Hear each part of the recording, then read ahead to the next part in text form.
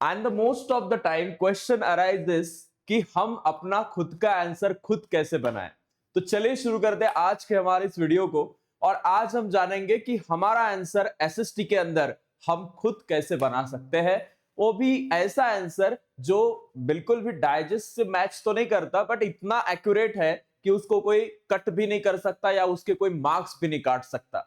तो ऐसा आंसर कैसे बनाए ये आज की वीडियो में हम समझने वाले हैं। तो शुरू करते हैं इस वीडियो को। सबसे पहले जो हमें चीज करनी है इसके अंदर वो है डिकोड द क्वेश्चन केयरफुली। पहले तो क्वेश्चन को डिकोड करो। ये नहीं बात है कि आपको उसके लिए कोई बुक नहीं पढ़ना पड़ेगा, आपको सब पढ़ना पड़ेगा। आपको बुक्स पढ़ने पड़ेंगे, आपको डाइजेस्ट के आंसर्स को भी देखना पड़ेगा और उस हिसाब से क्वेश्चन को डिकोड करने के बाद मतलब प्रश्न कैसा है उसको देखने के बाद आप फिर खुद अपना आंसर लिख सकते हो। जैसे यहाँ पे दोनों मीडियम के बच्चे होंगे, मराठी के भी है, हिंदी के भी है। एंड दोनों के लिए कैसा है, मराठी के बच्चों के लिए थोड़ा सा इजी हो जाता है क्योंकि मातृभाषा है तो उनको अपने सेंटेंसेस बनाने में ज्यादा प्रॉब्लम नहीं आती। इंग्लिश में भी इतना इजी मतलब मुश्किल नहीं जाता, हम बोल सकते हैं। बट क्वेश्चन को अच्छे से समझो। दूसरी बात है आइडेंटिफाई करो आपकी जो वोकैबुलरी है, आपका एक्सप्लेन करने का जो नेचर है, ये डिस्क्राइब करने का जो आपका तरीका है वो अच्छा होना चाहिए। मतलब आप ऐसी चीजें शुरुआत में आंसर में लिखो कि वो स्टक हो जाए। एक हुक होता है ना किसी भी वीडियो के अंदर, कि वो हुक आपको लास्ट तक उस वीडियो को देखने के लिए मजबूर कर देता है। वैसे आपका आंसर ऐसा हो कि शुरुआत ऐसे हो कि आपको लगे, मतलब वो चेक करने वाले को लगे कि हाँ ये आंसर जेन्युइन है और ये करेक्ट है। तो पहली बात है हुक एनालिसिस। आपको शॉर्ट नोट सारी चीजें अच्छे से पढ़ के रखनी है। जैसे कि नोट करना है टॉपिक को, मार्क्स कितने अलॉटेड है किस टॉपिक को, ये सारी चीजें देखनी है। कॉमन मिस्टेक आपकी नहीं होनी चाहिए। ऐसी कुछ मिस्टेक्स है मैं आपको लास्ट में बताऊंगा कि जो आपको अपना आंसर बनाने के अंदर कभी नहीं करनी चाहिए। तो पहली तो है आपका क्वेश्चन को अच्छे से समझने का तरीका, आपको डिस्क्राइब करने आता आना चाहिए। दूसरी जो बात है वो है use the syllabus and text book as the base. हाँ तो वो तो हम ही करेंगे कि हम कहीं बाहर से इमेजिनरी कुछ तो लिखेंगे नहीं, हम उस क्वेश्चन से रिलेटेड ही ऐसा लिखेंगे कि वो जो आंसर होगा वो चेक करने वाला बोलेगा कि हाँ that is framed very properly. बस सेंटेंस प्रॉपरली बन जाए और उसके अंदर वो सारी चीजों के नाम हो जो इंपॉर्टेंट है। जैसे SST answer should be based on text book concept, imagination के ऊपर बेस नहीं हो सकते ये, ठीक है। We can't use our imagination because हम इमेजिन तो कर सकते हैं लेकिन बस उस चैप्टर को इमेजिन कर सकते हैं कि उस चैप्टर में एक्चुअली उस टाइप पे क्या हुआ है। उसके बाद फोकस करना है हेडिंग्स के ऊपर, सब पॉइंट्स के ऊपर और कीवर्ड्स। जैसे कुछ कीवर्ड्स होते हैं, आपको मैं यहां पे दिखाता हूं। तो वो कीवर्ड्स को अंडरलाइन करना जरूरी है। Let me show you some of the keywords जो आप इसके अंदर यूज करते हो। दैट कीवर्ड शुड बी, जैसे कि सिविक्स के अंदर डेमोक्रेसी वर्ड है, कॉन्स्टिट्यूशन वर्ड है, इक्वालिटी वर्ड है। ज्योग्राफी हिस्ट्री की बात करें तो इसके अंदर बहुत सी चीजें आती है, यू शुड नो। और उन सब लोगों के नाम जो उस टॉपिक से संबंधित है उनके सारे नाम अंडरलाइन होने चाहिए। एनएल स्कूल है, साथ ही साथ आपको बहुत सारे यूरोपियन जो है हिस्टोरियंस है उनके नाम पता होने चाहिए। Follow the ideal answer structure. एक आइडियल आंसर स्ट्रक्चर मतलब 3 मार्क का क्वेश्चन है तो उसके लिए मिनिमम 6 पॉइंट्स आपके होने चाहिए। आप एक्सटेंड कर सकते हो और ऐसा उस 6 पॉइंट में हो जो आगे वाला व्यक्ति देखकर भी सोचे कि हाँ दैट्स जेन्युइन। इसके लिए बेस आपका प्रॉपर होना चाहिए। साथ ही साथ recommended format for board exam जो आपको पता होगा। साथ ही साथ आपको यहाँ पे clear direct text book oriented language use करनी है।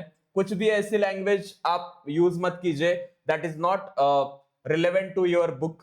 Each point in a separate line, हर एक पॉइंट आप सेपरेट लाइन में लिखेंगे तो आपको पता है। बुलेट्स का यूज कर सकते हैं, लॉजिकल ऑर्डर के साथ जा सकते हैं, जैसे इसका कॉज क्या है, इफेक्ट क्या है। कंक्लूजन आपको लिखना आना चाहिए, ओवरऑल उसका इंपैक्ट पड़ेगा आपके आंसर राइटिंग के ऊपर। दूसरी बात है 1 पॉइंट 1 आइडिया। जैसे कि आपको कोई एक पॉइंट आइडिया मतलब एक उसके अंदर का बहुत ही इमेजिनरी आपने उस चैप्टर को किया है और आपको एक पॉइंट याद आ जाता है तो एक आइडिया है कि उस आइडिया के आप ऊपर आप 2-3 और पॉइंट्स बना सकते हो, जैसे कि the industrial revolution increase production and employment and led to the urbanisation. तो आपको ये सेंटेंस है पता, आप क्या कर सकते हो, increase production due to the use of machine, किस वजह से इंडस्ट्रियल प्रोडक्शन बढ़ा है, तो मशीन का यूज शुरू हुआ था। उसके बाद growth in employment opportunities, development in cities हुआ था, अर्बनाइजेशन हुआ था। तो क्लैरिटी आती है कि वो सारी चीजें उस टॉपिक से रिलेटेड है, वो कहीं बाहर से नहीं ली गई है। मराठी के अंदर भी सेम है, जैसे आपको पूछते हैं कार्ल मार्क्स के ऊपर, आपको एक पॉइंट पता है कि उसने जो है गरीब लोग या फिर जो मिल में काम करने वाले मजदूर होते हैं, कामगार लोग होते हैं, उनके लिए काम किया है। तो आप बता सकते हो कि कामगारों की या फिर उस मजदूरों की उस टाइम पे सिचुएशन कैसी थी, कैसे बड़े लोग आकर उनके ऊपर हम बोल सकते हैं उस टाइम पे उनका शोषण करते थे, उनको सुबह से लेकर रात तक काम करने को ये करते थे। सारी चीजें आप उस रिलेवेंटली लिख सकते हो। वर्ग संघर्ष क्या है उसके बारे में आप लिख सकते हो, कार्ल मार्क्स का जो सिद्धांत उसने दिया है, ठीक है। तो ये सारी चीजें you should have an idea, इसके कॉन्सेप्ट आपको हमारे सारे वीडियोस के अंदर क्लियरली मिल जाएंगे। One of the most important thing which we can say is underline important keywords. जो भी इंपॉर्टेंट कीवर्ड्स है उनको अंडरलाइन करो, जैसे हिस्ट्री के अंदर उठा मतलब रिवॉल्ट है, कॉलोनिज्म है, मतलब हम बोल सकते हैं इसके लिए ओरिएंटलिस्ट हिस्ट्री के पार्ट में हम जाएंगे। ओके, तो इतिहास की बहुत सी टर्मिनोलॉजीज है, नेशनलिज्म क्या है, राष्ट्रीय क्या होता है, राष्ट्रीयत्व, साथ ही साथ ज्योग्राफी के अंदर मॉनसून, प्लेट्यू, ड्रेनेज, ये सारे वर्ड, इकोनॉमी के अंदर जीडीपी, इन्फ्लेशन वर्ड, ये अंडरलाइन करेंगे तो इससे आपका प्रेजेंटेशन क्या होगा, इंप्रूव होगा।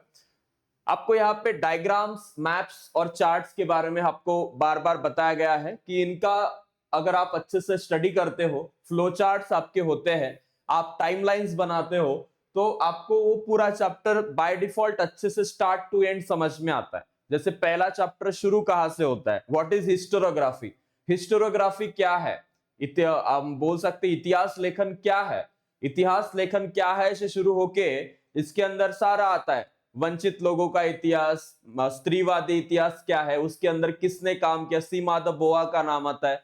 सो ये सारी चीजें which is interconnected to each other, और इसका अगर आप स्टार्ट टू एंड पूरे चैप्टर का टाइमलाइन बनाते हो आज ही अभी एक ब्लैंक पेपर के ऊपर, तो चैप्टर वहीं पे टाइमलाइन वाइज खत्म हो जाएगा। Okay, that is the main we can say visualisation of that topic. Visualisation होगा, आपको इमेजिनेशन में पूरा हिस्ट्री का टॉपिक है, तो you can create strong impression in your answers. जब आप आंसर लिखोगे तो आपके इंप्रेशन और आपका पॉइंट वाइज जो लिखना होगा, इससे आपको बहुत से मार्क्स मिलेंगे।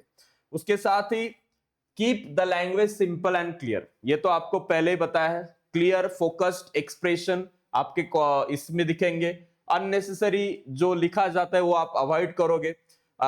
मेनी प्रॉब्लम्स जैसे कि द रिजल्टेड इन ये कुछ एग्जाम्पल है कि ये कुछ आंसर्स कैसे होते हैं, ठीक है। उसके बाद है use examples sparingly, we can say हर एक चीज का एक एग्जाम्पल आप दे सकते हो। यू कैन गिव एग्जाम्पल कि ये ऐसे हुआ था, तो like give some context from the chapter की एग्जैक्टली क्या हुआ था उस टाइम पे, किसी लोकेशन की बात हो रही हो, जैसे आप देख सकते हो कि न्यूज़पेपर का शुरुआत जब हुआ था इंडिया के अंदर, उससे पहले यूरोप में कहाँ पे हुई थी शुरुआत, उसके साथ वो शुरुआत जब हुई थी तो उस जेम्स हिक्की के बंगाल गैजेट को और नाम से किस नाम से जाना जाता था। You can use Kolkata general advertiser and all this things. जैसे कि इजिप्ट में, इराक में किस तरीके से लोगों को इंफॉर्मेशन पहुंचाई जाती थी, ये सारी चीजें आप उसके अंदर लिख सकते हो। तो हमारे आंसर्स एग्जाम्पल वाइज होंगे, तो रीड करने वाले को भी उसको समझने में आसानी जाएगी। And the last point is कुछ कॉमन मिस्टेक जो आपको अवॉइड करने हैं, उसके अंदर writing answers like a story, story की तरह आंसर नहीं लिखना है। वंस अपॉन अ टाइम ऐसा कुछ नहीं होता हिस्ट्री के अंदर।